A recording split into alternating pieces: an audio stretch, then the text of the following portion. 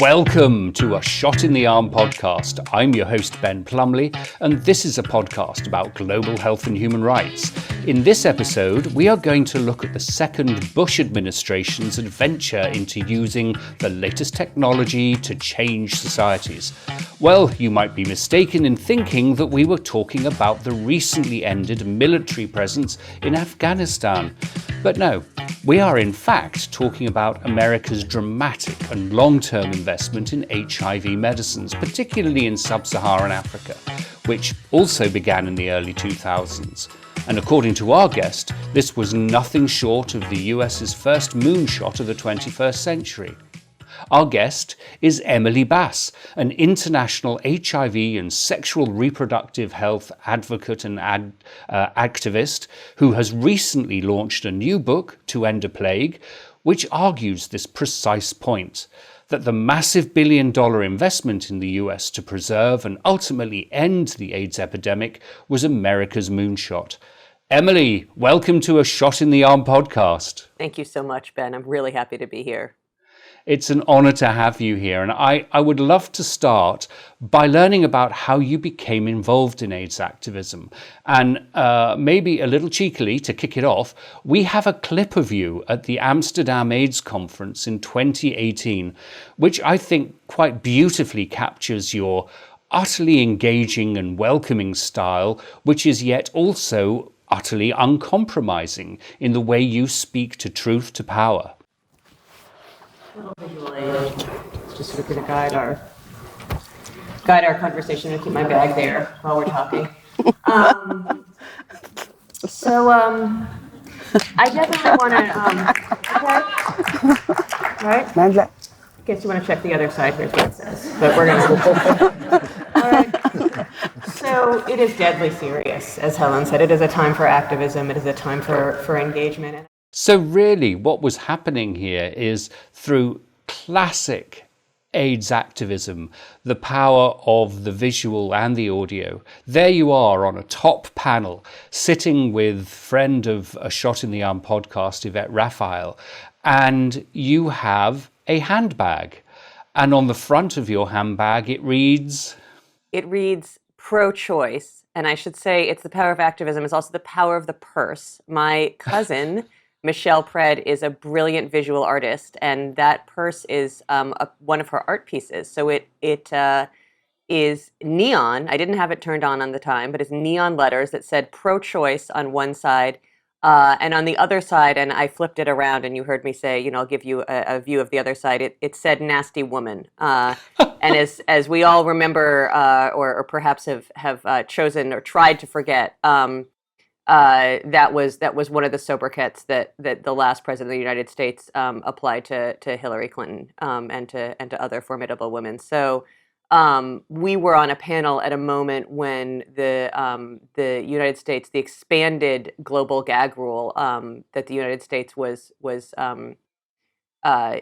using to restrict women's right to control their bodies was killing people. And it was a chance to raise attention to that. And in doing this, you upset the conference organizers as well, didn't you? Well, I didn't upset the conference organizers. I raised concerns for, as I understand it, didn't come back to me directly, but for the South African government. There were people on that panel at that time that were subject to the gag rule. And it was so pernicious that there was concern about being in the same frame with a purse that said pro-choice. Oh. Yeah. Well, let us pray we don't go back to those days. Aye, aye. Yep. So can we talk a bit then about your beginnings? Could you talk a bit about your life, how you became involved in the global fight against AIDS? Sure. So I come from New York City. I come from the Upper West Side. I come from a left liberal family. I went to my father is an Episcopalian from the South, and my mother's a Jew from the Bronx. And I got sent to radical left secular Jewish education as a child, and part of that education was to understand yourself in the world as being in solidarity with whatever the struggle was that was before you. And so when we did the Seder, when we did the Jewish ritual, we moved very quickly from Moses in the basket to World War II to civil rights to the present. And so this idea that what you do is you participate in the struggle before you was my marching orders before I knew differently. Fast forward to 2000 or to the mid 90s when I moved back to New York City as a queer social justice activist. I'm fact checking at Out magazine, and at that point, you fact checked the fashion spreads. They had captions for the perfumes in them, so I was sitting there fact checking what people would smell like if you could smell them, or the HIV articles, and it became pretty clear to me that the day's struggles were in that HIV. In the journalism and the questioning of my mentor, Anne Christine Tedeschi, who gave me my first job at Out Magazine and invited me to AIDS activist meetings where also the women were really hot.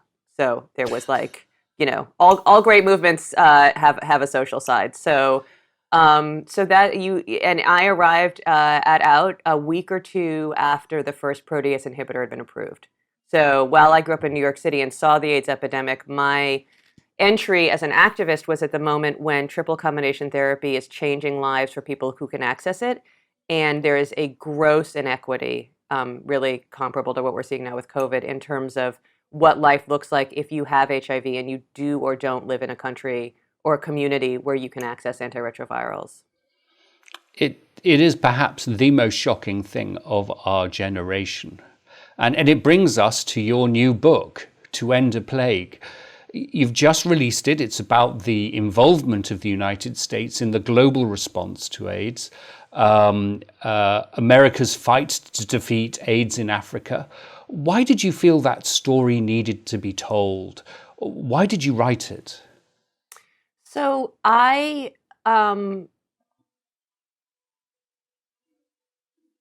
as I said, I arrived in an AIDS activist movement that in the mid '90s that was based in the U.S., but in solidarity and in cooperation and collaboration with activists around the world, in Brazil, in Thailand, in South Africa, in Uganda. So in every country where there were and were not AIDS drugs, there were activists, people living with HIV and their allies, seeking to solve the problem, seeking to address this murderous inequality.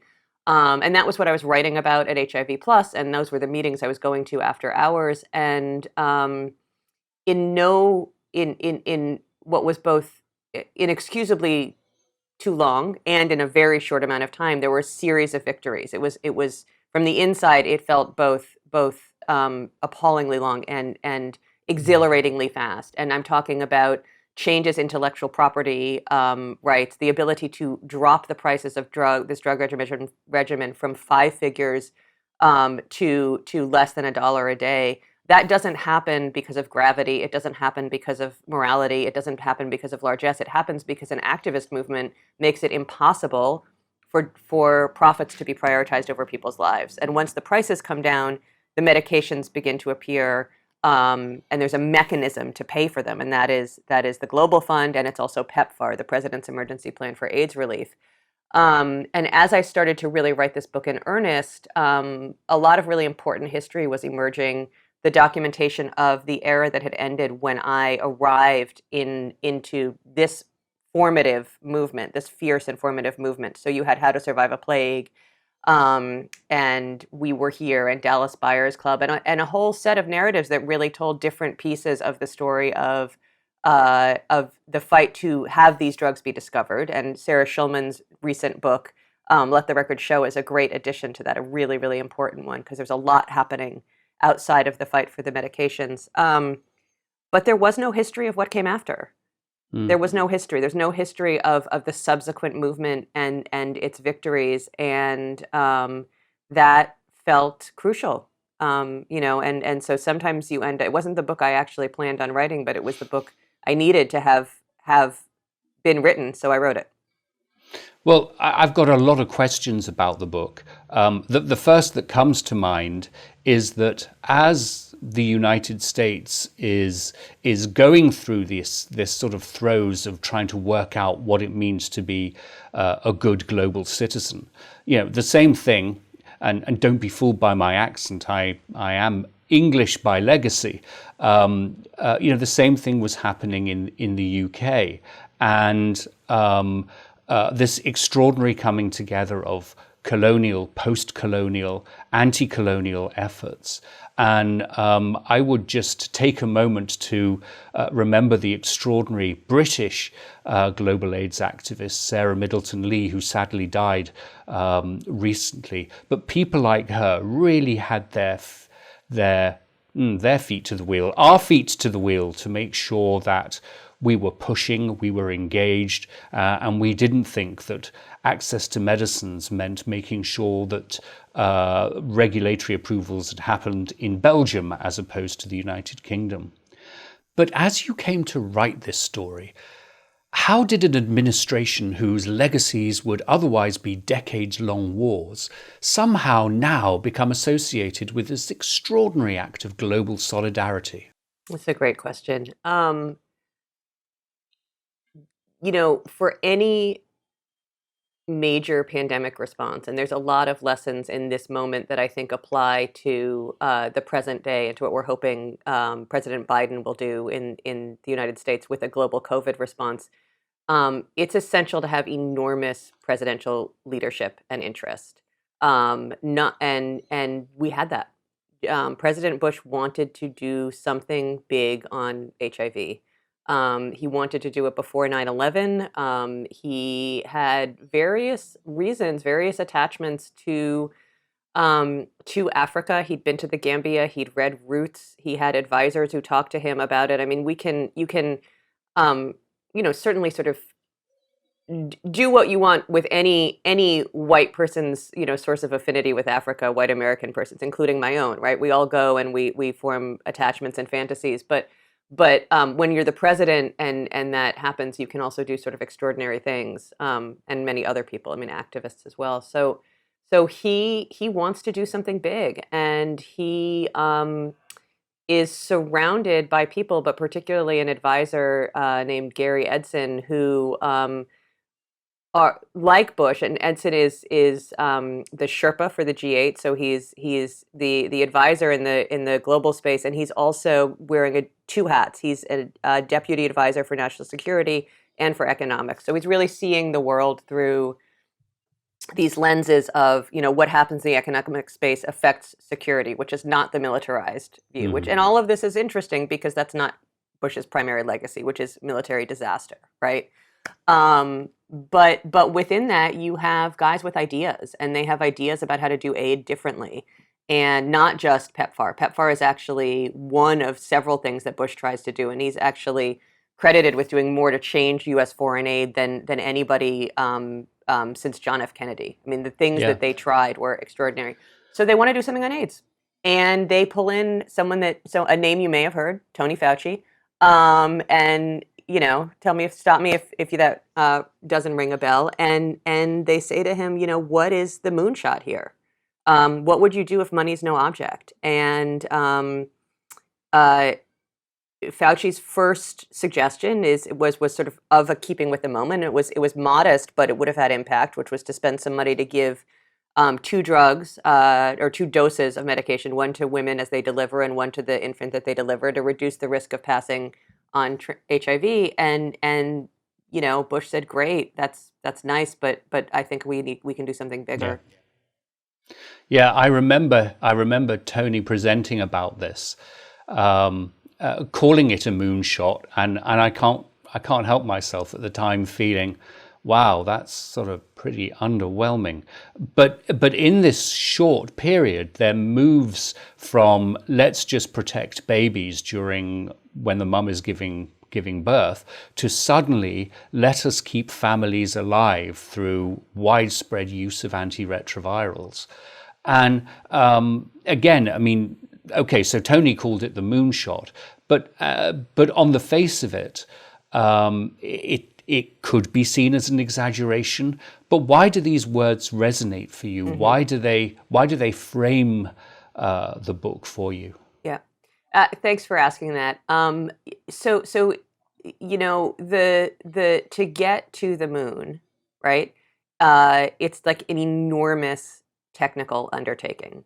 It's you need to solve every piece of the delivery system. In this case, it's the rocket. You know, it's choosing the fuel. It's uh, you know, training the folks. It's an enormous technical challenge that has this you know, sort of literally kind of celestial, divine, you know, sort of endpoint. But for all of that sort of symbolism, it's just a massive technical undertaking. And the at the point that there is a decision, a recognition, a belated recognition that it is imperative to provide AIDS drugs in Africa to everybody who needs them, but particularly to adults. In almost all of the countries where the epidemic is raging, there is no ambulatory adult healthcare system. So there's no healthcare system for people who walk in and walk out. There are hospitals, there are occasionally emergency rooms, there are no ambulances, right? You know, and I don't. It's very tricky to generalize across whole regions of the world, and I don't want to sort of stray into Africa as a country territory, but we are talking about um, whole regions of the world, not just in sub-Saharan Africa, where basic healthcare obligations that are part of Alma Ata, a declaration made in the 70s, have not been met, right? Yeah. So you don't just need to sort of deliver pills into a system. You don't need to just get the drugs on the shelves. You don't need to just train the doctors. You need to build everything. You need to build the system that is adequate to delivering it. You need to train the doctors. You need to build the supply systems that will bring the medications in, because if you miss doses, it's a problem. It's not, no stock out is okay, but a stock out of antimalarials is in many ways very different from a stock out of antiretrovirals. So the scale of the technical undertaking, the number of different moving pieces, the number of different components that needed to be assembled, fitted together, and sort of deployed to make this work, really do feel moonshot level, right? You know, the supply contract that was awarded to support just the U.S. government's PEPFAR program alone was the largest peacetime contract ever awarded. So we really are talking about a scale that is worth comparing. And we're looking at a part of the HIV response, essentially treatment, where it is possible to demonstrate impact really sort of relatively easily. And I really do want to talk about treatment before coming on to prevention and some of the more controversial aspects of PEPFAR. But the key thing about treatment is that it's something that once you start, you cannot reverse it. And I wonder, do you think the US policymakers back in 2001 understood that once they started making these massive investments that essentially kept a generation of African leaders alive, did they understand that there was no backing out of this? Yes. The forces that propelled PEPFAR into being knew what they were doing, and this is the AIDS activists, and it is also the Christian conservatives and the evangelicals in this sort of strange bedfellows moment, that all understood very well what it meant to put people on treatment. And in those early days, the targets were modest. They were incredibly ambitious relative to the number of people who had been on treatment, but they were modest relative to the proportion of people on HIV. And so with HIV, excuse me, who required treatment. And what you see over time is increasing evidence that people with HIV should be offered treatment as soon as they're diagnosed, and that starting treatment can both have a clinical benefit for the person and reduce risk of onward transmission. And that science comes in at a point where then you start to have an American government and sort of political chatter in class that is saying, oh, we can't afford to do this anymore. But at the moment that it starts, I think it's very clear that we're in this.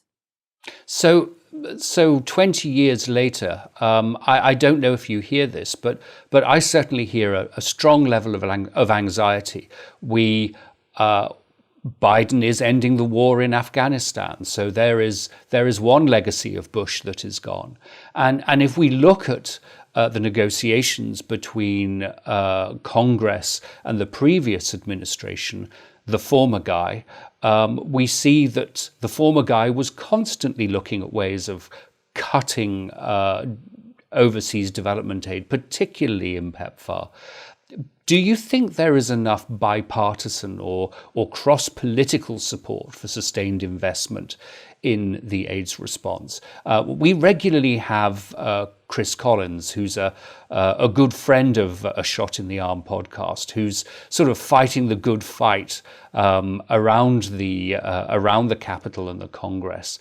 But it really amazes me that there is such bipartisan support for this. How rock solid is it? So I think it's a great question. Over this spring, there was a Senate hearing that was an update on COVID and on the U.S. global COVID response. And Senators Rich and Menendez, who subsequently introduced a bill for an international COVID and pandemic prevention response that is not unlike some of the legislation that stood up PEPFAR years ago. Both of them, there were among many people in the room that day that kept referring back to PEPFAR as the shining example of what the U.S. has done in the global space and the way that it has brought agencies together under what they call a whole of government approach, housed in the State Department, to really have an impact on an epidemic. So that feels positive. Insofar as PEPFAR is live in the minds of bipartisan lawmakers to this day as a crucial example of what we have done well.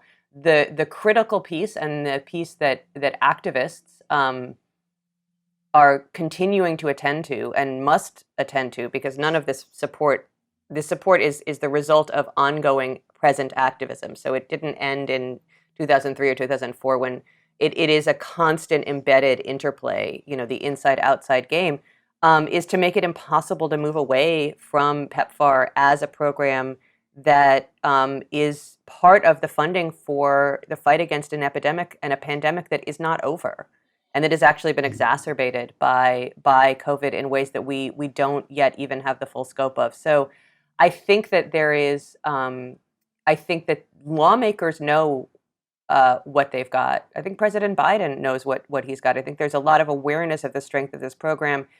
And at a moment when there is clamor and cry for our global health resources to go into health security, there are warning signs that that's going to be defined as a different space than the so-called humanitarian space of HIV. And we need to understand that there's no difference between investments to show American compassion and investments in the service of self-interest.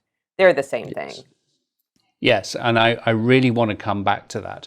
Just one thought it would be great to get your views on. One of the things the aid movement has done tremendously, and that's irony, over the last 20 years, is create timetables. Getting 15 million people on treatment by 2015, by ending AIDS 2020, by ending AIDS as a public health threat. I think that's still what we're working on by 2030. I have this, it infuriates me like hell, because I feel as if we've just pulled them from the sky as advocacy tools. Do they serve any purpose, do you think? Oh, yes, they do. I mean, the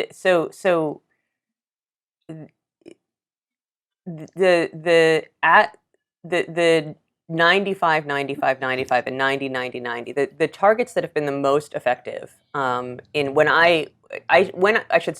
when I started reporting this out, I was similarly infuriated with some of these targets. So 90, 90, 90 refers to the percentage of people living with HIV who know their status, who then are on antiretrovirals, and then 90% of those should be virologically suppressed. And I come from a background of advocacy and activism that also focuses on what the public health world calls primary prevention, which is preventing HIV in people who do not yet have it. And treatment is a component of prevention, but it's not the entire story. And the 90-90-90 goals were really sold to the world as a way to end HIV, when in fact they were a piece of a response that, if we scaled it, would actually end pandemic levels of HIV. And those other pieces did not receive the seminal attention. So absolutely infuriating on that front. And at the same time, what I have heard from physicians and policymakers and budget holders in many different places is, wow, those targets really helped, because I could then talk to the provincial government in a given country, and I could say, we're not hitting these targets, and that is why you have to do better. The country is slipping on this, or the country, is right there and could actually get to 90-90-90, but we need to fix our viral load, system. We need to invest in workers. And so those targets, which are global and fit on a T-shirt and can impel a sort of skepticism at the local level, impelled action. And I think that's one of the bits of genius and also sort of complexities of the AIDS response, is it impelled action on something that was essential and not sufficient. And so we got to get the whole piece together. Yeah. I don't disagree with you. I know friends would whack me over the head rightly if I didn't observe, and I know you believe this very strongly too, that the 90 is absolutely fine, but it'll be very convenient to forget the 10% who might well be the people who are most at risk. Yep. Gay men, sex workers, young women, people who inject drugs. So it's complex. But I do love the way the AIDS movement has known how to take the communications and advocacy styles and tactics of the moment. It's really impressive.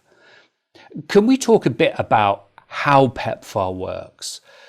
In the early days, and it still functions to some degree, the model was done through US embassies rather than the international community, the multilateral agencies, and presumably there was an element of political decision there. We don't want to work with the international community. We're much better if we do it ourselves. But that decision happened at the same time that the Global Fund against AIDS, TB, and malaria was established. And I wonder whether you feel that choice, that sort of America first or proto-America first approach to providing HIV aid, was that helpful, or did it slow the establishment of the Global Fund? So I think that 20 plus years on, what we can say is that a bilateral and a multilateral response together can be really powerful. So America's a bilateral response is still to this day run through the embassies and by teams that comprise all of the agencies that work in a country: USAID, CDC, Department of Defense, Peace Corps. And I would say that particular structure, the embassy-based structure, is a solution to, and a fairly good solution to, long-standing interagency rivalries, tensions, and differences of opinion about how to get work done, and different styles and different expertise. So you have a structure internally that is a solution that solves for an American issue, right, inside. But if you pull the camera back, you have a bilateral that can spend its money, set its targets, and still to this day really drives an agenda that is set with countries and with activist input, but also with a DC DC oversight. And then you have a multilateral, the Global Fund, which is designed to be bottom-up, country-driven plans, a very different model of decision-making.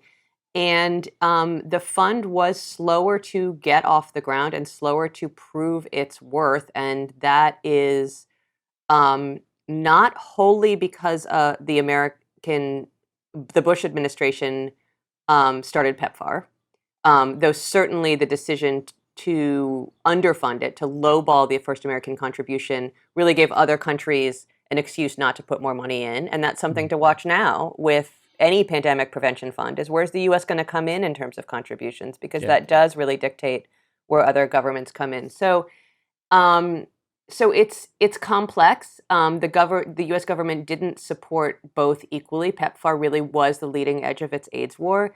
And in terms of establishing systems and moving with speed, PEPFAR in many countries, though not all, but many countries move faster than the fund initially. Yeah, yeah. And, a very timely comment about reinforcing the need of partners to invest.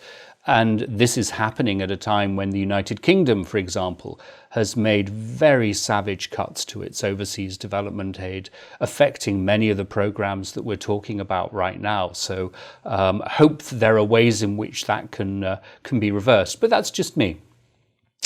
At the HQ level of PEPFAR, there were some extraordinary senior level ambassador level coordinators based in the State Department. Three that we know terribly well: Mark Dybul, Eric Gooseby, Deborah Birx. And I wonder if we could start with Mark and Eric. I think a lot of the success, notwithstanding the fact that these were managed by embassies, but I think a lot of the success of PEPFAR came from their leadership. What are your recollections of the interactions with them that speak to the kind of leadership they evoke? So I actually am going to back up. The first head of PEPFAR was Randall Tobias. Randy Tobias. Who often yes. gets left out of these stories. And at a certain point in my reporting, he was not someone that I figured as much. And it was actually Eric Gooseby, who's the third ambassador who you just named, who I was interviewing him, and he said, I'd really love to go back and thank Tobias for his leadership. He made a ton of decisions that were really critical. And so I think part of what the book tries to do is restore his role in this. So Randy Tobias was a former drug company executive. He was tapped to lead the PEPFAR at a moment where activists were enormously concerned, rightly so, about the U.S. government's allegiances with drug companies and the commitment to have PEPFAR only by FDA-approved drugs, which at that point meant branded medication. So Tobias comes in a cloud of skepticism, right? I mean, and he looks like this looks like proof positive that Bush isn't serious about this. A drug company executive, and everybody that I spoke to about his leadership and about that time says, no, he really, really changed things. So he came in and he was not going to give contracts to the same USAID contractors that had been getting money for 25 years. And he wouldn't take the position until he had a very clear mandate from the president that he was going to be the one making decisions amongst these agencies. And he didn't hesitate to pick up the phone when he needed to say, listen, do you want me to hit these targets, the 2 million people on treatment being the one that everyone was focused on, or do you want me to continue funding this group that says that they've gotten funds for 25 years? So I think just recognizing Ambassador Tobias's contributions is sort of an interesting piece of this, because it challenges our ideas, right, as about who played what role. And I remember meeting Randy, I think with Mark Dybul, at a time when I was serving Peter Piot, and we met somewhere in Geneva and went down our list of asks and found that they were all answered, within 10 minutes of the meeting, and leaving the meeting room, Peter saying, wow, we can really do business with this guy. Well, he defined the role. So I think the thing to understand, because you're asking about these other folks, and the thing is that he changed the job description, right? He defined the job description, which then was inhabited by other people, and essentially said, he tells the story. He told me this story about he says he turned down the job, and that, Bush described it as essentially chairing a committee of the agencies that would be implementing it. And he said, I understand, you at this point, Congress is authorizing, military action in Iraq. And he says, well, I understand, that's underway. Would you like to run that by committee, Mr. President? And call me, which, I mean, look at how those wars turned out. So not the best model, but essentially what you have, in part because of these negotiations, right, and the way that Ambassador Tobias led the program, is a position that then is enormously defined by the personality and the beliefs and the priorities of the person in charge. And I think that's what you're asking about. And each of those people that you named has a very distinct approach and identity and sort of set of characteristics. And this is like a uniquely personality driven program. Yeah. I mean, USAID is beholden to Congress in all sorts of ways that really mean every administrator gets to do things differently. So, the shorthand, and there's much more to say, but Mark Dybul, who succeeds Randall Tobias, has remarkable political instincts, and is able to secure reauthorization. And again, no one is working alone here. The activists are on the front line. The Christian conservatives are on the front line. I mean, everybody wants PEPFAR in 2008 to be reauthorized, which is not a gimme. He's a lame duck president. The wars have failed. We know all about extraordinary rendition and torture. I mean, it's a different world than 2003. Is Congress going to spend another $15 billion on a sexually transmitted infection that affects Black and brown people in other countries? Well, it turns out they are. And no small part of that, I think, is due to all of the folks that were working on Capitol Hill, including Mark Dybul, who also is really instrumental in changing the ways that PEPFAR reports data to Congress. And one of the things that PEPFAR does that's really critical is that it tells a story of what it's doing in more detail than almost any other aid program. But it is possible to do. And again, looking to COVID, like this, we can do this again. Ambassador Gooseby comes in and really undertakes to expand and enrich the language and the approach with PEPFAR that PEPFAR takes with regard to key populations, so-called key populations, so LGBT folks, girls, women, groups that are not in the same that don't tug the heartstrings of the conservatives necessarily in the same way. He's working in the Obama administration. He establishes a scientific advisory board, which is really critical to sort of having a way to evaluate new data, which is pivotal at the moment that he's in charge, and then act on it quickly, sometimes ahead of WHO. And then you have Ambassador Birx, who succeeded Ambassador Gooseby, and at the moment that this 90-90-90 trio of goals that we were talking about is coming to light, and she's helpful. And PEPFAR and the U.S. government are helpful in sort of having that become a rallying cry. And then she really takes it and says, look, this isn't humanitarian. I mean, it is, but we're going to use our money to end epidemics, to achieve epidemic control. Now, I want to come back to Deborah Birx in a minute. One final comment about Eric Gooseby. He started the process of trying to look at how to do things more effectively and efficiently and trying to make better decisions with the money.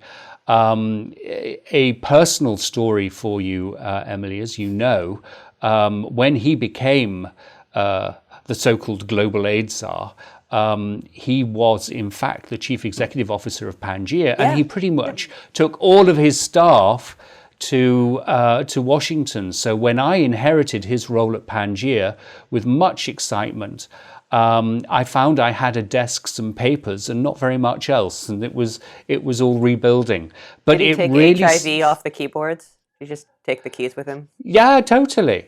I did get left some very nice office furniture that someone had donated, but my legs are significantly shorter than his, so I never really got the hang of those. But on to Debbie Birx. So in the early years, particularly around girls and women, she, to my mind, was exceptional. Pangaea created the Pangaea Zimbabwe AIDS Trust, which is going today, thrives, and has been a vehicle for the Zimbabwean government and the US government to develop services, both health and vocational services for young HIV positive girls. And she stole the show at an event at the Zimbabwe International AIDS Conference on AIDS in Africa in 2015. Yep. They just crowded around her. She loved it. And her handlers could not get her away from that session, I think for a good 2 hours. And my the sadness about this is that I'm sure that all of that will be forgotten for what happened afterwards. To some degree, she was the person who kept PEPFAR functional during the early years of Trump, but it'll be what happened in COVID.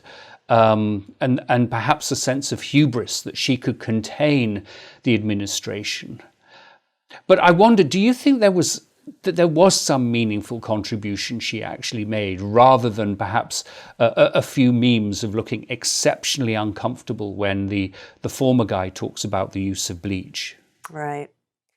I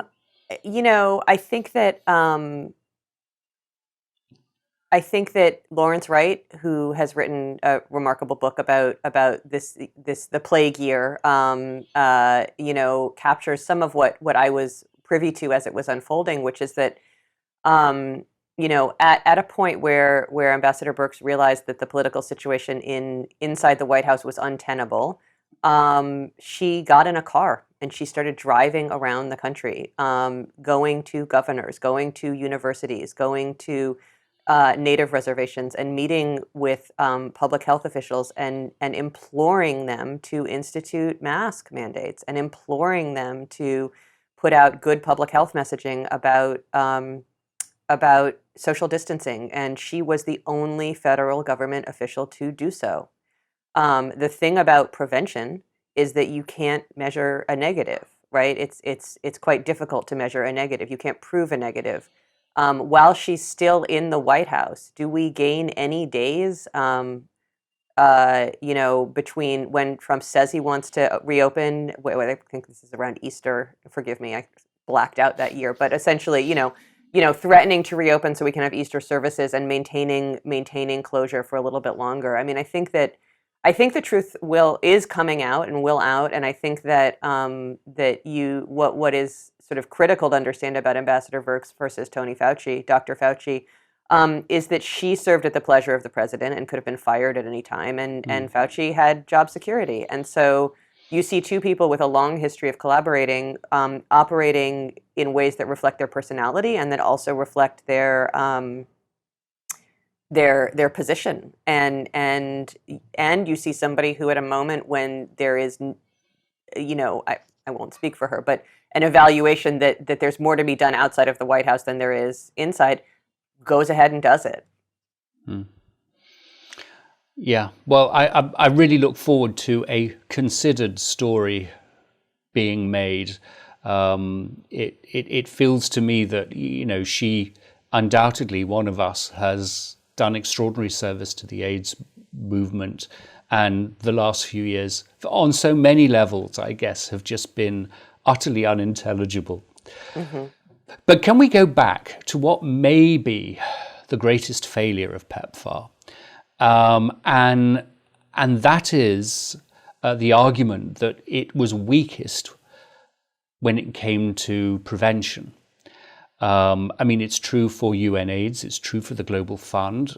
We're 2 decades into this major ramp up of investment into HIV since the early 2000s.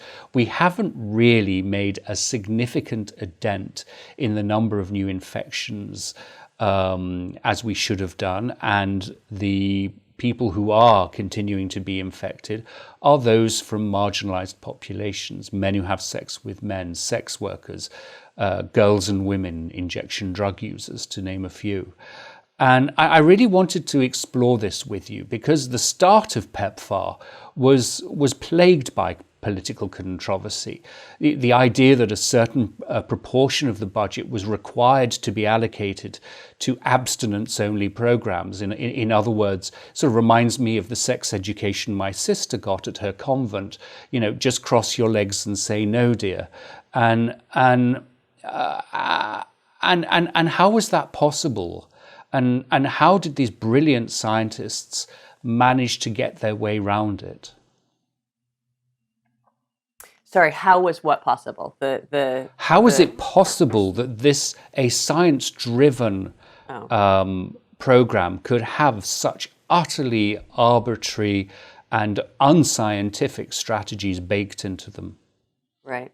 So, I mean, at the time that PEPFAR launches, the evidence for what you can do programmatically to bring down rates of HIV in the countries where it's operating in East and Southern Africa is thin on the ground. Which is not to say that there's no. That I want to be really clear. There's every evidence in the world that condoms work. Male condoms work and female condoms work, and they should be everywhere.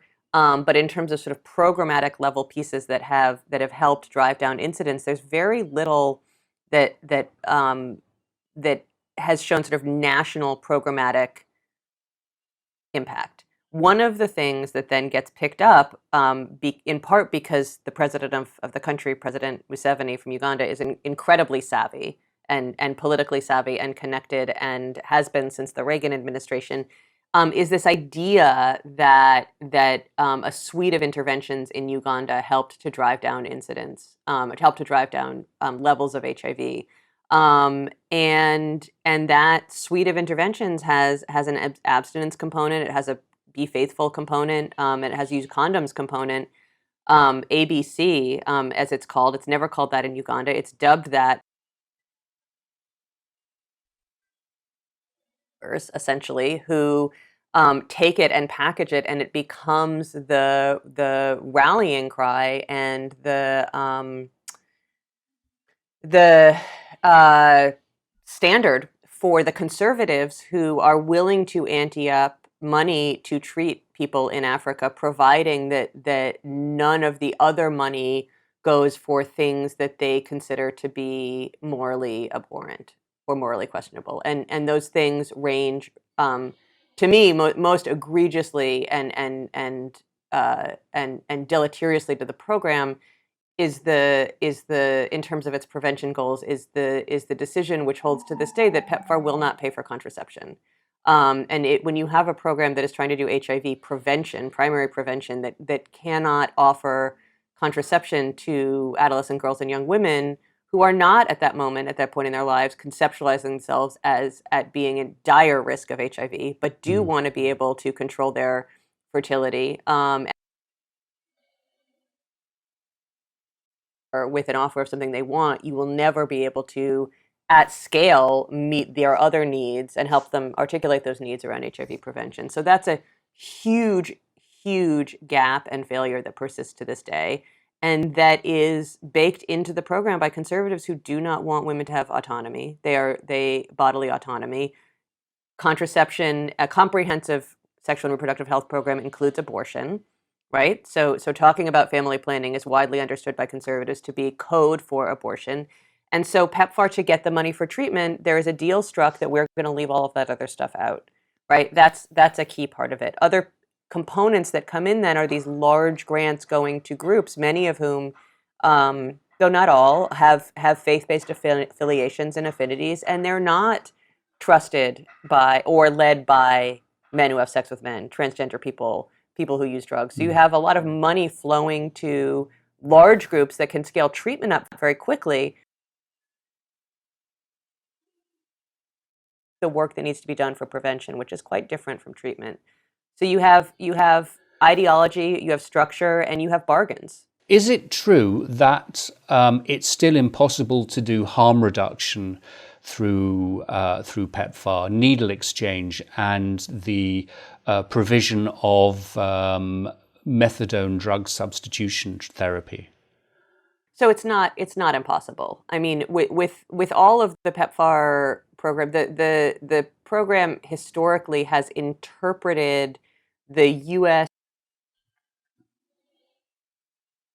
needle exchange as applying to PEPFAR, and applying to overseas funds, though they need not. And in different iterations, not only through PEPFAR, USAID has been very creative, right? If you can't buy a certain commodity, you can pay for everything else that would support delivery of that commodity, whether it's syringes or methadone or buprenorphine. You can build the clinic, or we don't build clinics, we don't do structures, but you can invest in the clinic and train the staff and turn the lights on and do the marketing. And if what is missing is the purchase of the commodity, someone else will happily buy that commodity. The degree of ingenuity and innovation in the PEPFAR space around that is very limited. Emily, one of the questions I wanted to get your thoughts on were the security ramifications of PEPFAR. Has it been a successful tool of soft power for the US in the last 2 decades? I mean, in the times that you and I have been still able to travel, you'd see the lovely new tarmac roads going from the airport to the presidential palaces, all of them paid for by China. And the enthusiasm for the no ties attached infrastructure agreements that explicitly made no mention of human rights or social development. Do you think PEPFAR has been a bulwark against these kind of human rights free development aid models?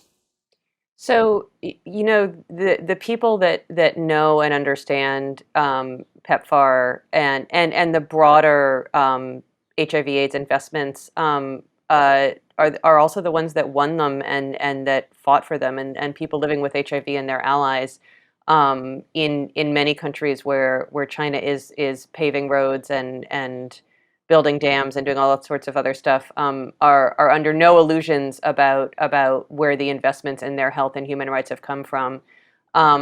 All too often, and unfortunately, the government of the countries that they live in, and I too live in a country that has had government very recently that did not uphold the health and human rights of its citizens. The governments in the countries that they live in are happier to be making arrangements with countries that don't require them to respect the human rights of their citizens than to be engaged in negotiations about whether or not you must protect the rights of all humans and their right to health, regardless of who you love and how you present and what you do for a living. Mm. Now, one further question, and I know I'll get absolutely hammered by Yvette Raphael and Zita Rosenberg if I don't ask this. We have a range of new prevention technologies, the dapivirine ring, long-acting injectables.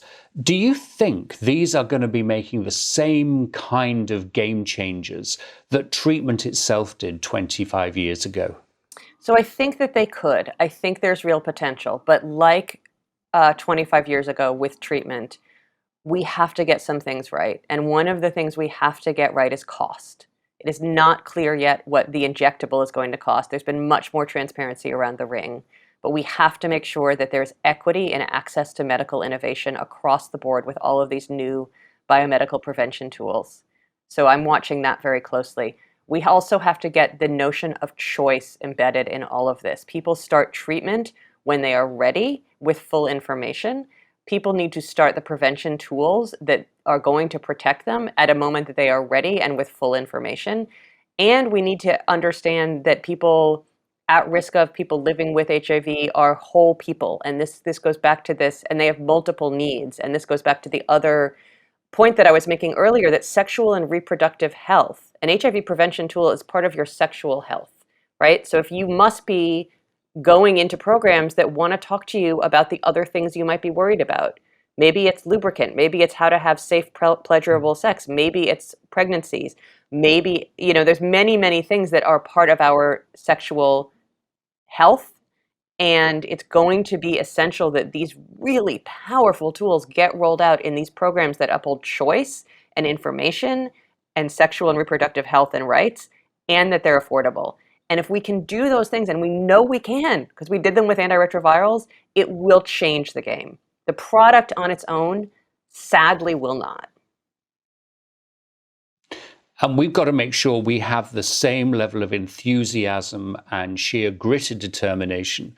And, looking at it, I see that from people like you and our brothers and sisters in the countries most affected. And that sort of gives you a sense of optimism. As we look at the last year, do you think COVID has changed the way people think about HIV? Oh, that's a great question. I mean, it's changed it in so many different ways, and it really depends where you sit. So you have, on the one hand, a sense of AIDS amnesia, where people saying things like, the most serious global pandemic, in history, which as though HIV, the ongoing global pandemic, is somehow over or a footnote or not, having 1.2 million people acquire HIV every year, right? So you have that sort of level. I think in the communities where people are hardest hit, um, uh, we are seeing how COVID and HIV trace the same fault lines of inequity and structural violence and systemic Mm. racism. And we're also seeing, and Yvette Raphael, who you mentioned, a comrade in South Africa, women living with HIV across East and Southern Africa are seeing in the lockdowns, in the loss of informal economic opportunities, in the return of men who've been working in migrant situations, coming back to villages and wanting to get married, children being pulled out of school. We're seeing an HIV, a surge in the sexual violence, in the gender-based violence, in the conditions of constrained choice and constrained economic opportunity that drive HIV. And so I think COVID is changing HIV on the ground as we speak and exacerbating it. And whether that's reflected up yet into the minds of policymakers, it certainly is. If you look at UNAIDS head Winnie Byanyima, she's been incredibly articulate about this. But I think we have a ways to go to make this connection that these pandemics are not, they don't just rhyme. The solutions are intertwined. Mm. I mean, I confess I'm a little less sanguine. I just have this sense of, both COVID and HIV disappearing into the background like malaria and TB. Mm. And, we spend the next 30, 40 years, arguing for a diseases of poverty strategy, because essentially, they'll never get the full attention that they had, but they will keep on infecting the world's poorest. I mean, I think that if I have a source of hope, it's the history that I just told in this book. Honestly, is 20 years on, you have an activist movement that has remained committed to ending a specific pandemic, that has secured that funding through 3 presidents and 8 Congresses, as well as maintaining the Global Fund as a really disease-focused, bottom-up funding mechanism. And I do think that that doesn't mean it's going to happen again, but it happened, and it is happening. And I think we have to understand that that a broad, health for all, disease, non-focused investment will not make anybody safer, and including those of us that may feel we live in privilege. And so it's making those linkages, right? I'm not sanguine, but there is a precedent, and that precedent can be repeated. And if there's something very optimistic about that precedent, which seems so timely for now, is that we were able to build extraordinary coalitions of strange bedfellows, church leaders, business leaders, as well as activists, north and south. And that has to inspire us. Well, I see we're getting to the top of the hour, and I ask this of every guest. And okay, so this last year and a half has been really strange for all of us. How have you stayed sane? What books or TV have stuck out to you and sort of helped you along the way? I mean, honestly, this book that I just finished helped me, and I'll tell you why.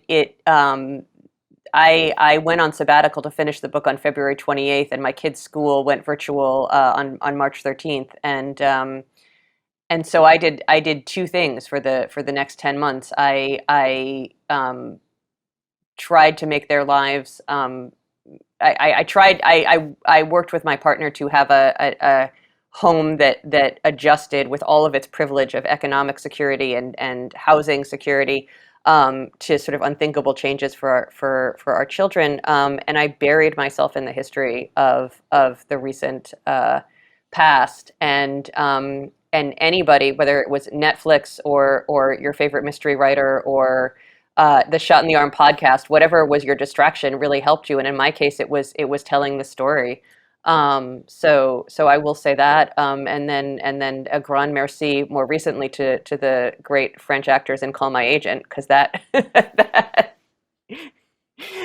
from the sublime to the, and all activism has to have moments of pleasure, right? So Right. there's certainly been some Netflix moments as well. So I'll share this with you rather than Sharon Ann Lynch, that my go-to these last few months, really surprising, was season 4 of The Handmaid's Tale. Oh, wow. And Aunt Lydia, oh my God, Anne McDowell, she really steals the show. Well, there you go. There you go. Well, Emily, thank you so much. Thank you. It's really a pleasure. You cut me off and I couldn't say my bit. Go for it. Go for it. Thank you. Emily Bass, you are a shot in the arm. So thanks to Emily, and good luck with the new book. It's called To End a Plague, America's Fight to Defeat AIDS in Africa. Thanks to Erica Spera, our director and producer from Newsdoc Media. And thanks also to you for watching and listening. Remember, you can find us on YouTube and on Twitter, Facebook and Instagram at Shot Arm Podcast, and wherever you download your podcasts. This episode is made in memory of Sarah Middleton Lee, one of Britain's most important global AIDS policymakers and one of the brightest lights of our generation, even if I did routinely piss you off, Sarah, for being late for meetings. Well, have a safe week and a great week, everyone.